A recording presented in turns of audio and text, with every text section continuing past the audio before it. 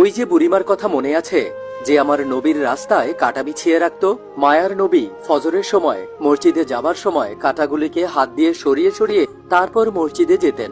ওই বুড়িমা রাতের অন্ধকারে রাস্তার মধ্যে কাঁটাগুলোকে পুঁতে পুঁতে রাখতেন। একদিন সর্বপ্রথম যেদিন নবীজি বুঝতে পারেন নাই, সেদিন ওনার পায়ের তলা থেকে 40টার মতো বিষাক্ত কাঁটা তিনি বের করেছিলেন। আল্লাহু আকবার।